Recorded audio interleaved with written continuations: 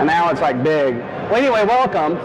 What I'm going to talk about here is I'm going to get through as much of this deck as I can, and I may just do, the goal here is to get through 5 bad practices.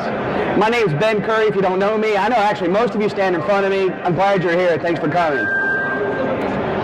Let me give you a little bit of precursor of why we've been talking about bad practices, and I realize it's a really, really negative way to look at something. The problem is we tried and tried to talk about best practices, but client after client after client, what we found was this common theme of mistakes or bad practices. We found a common theme of the bad practices that were being performed over and over again. So it was 80% of the clients we were at, which just happened everywhere. So there was some value in at least addressing the top 10 issues. We went through some of the top product support calls into Microsoft. We went through what we needed from clients, and we tried to identify the root cause of many of the things that are breaking inside of enterprise SharePoint implementations. So that's where this came from. Sometimes I call this presentation "Don't Smoke Crack." It's just generally good advice and everything. Use common sense. So a common sense guide to implementing SharePoint. A little bit about me. I'm a scuba instructor, ride motorcycles, wrote books, enough of that. So what's a best practice? How many people have bought the best practices book? How's my kids' college fund? Come on, guys. That's how I have my kids will have to go like community college.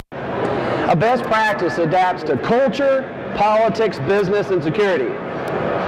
We talk about best practice. We say, well, the best practice in a given situation. Let's say I want to connect BDC over a WAN to Oracle system. What's the best practices for latency? Well, that's a prescriptive best practice, and it's really not what we're talking about today. The best practices we're talking about are a compromise. Best practices are a compromise. Recently, I'm going to change this because it's culture, politics, business, security, and schedule. Is really, and you know, that's one of the things recently I've been hit with is we have a lot of schedule constraints. So it's a compromise, and this list could go on and on and on about what it is. I'm going to challenge you in your organization that when you say this is a best practice within our organization, it should be intellectually simple.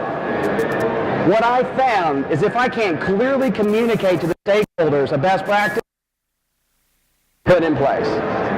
So intellectually simple, practically application may be difficult.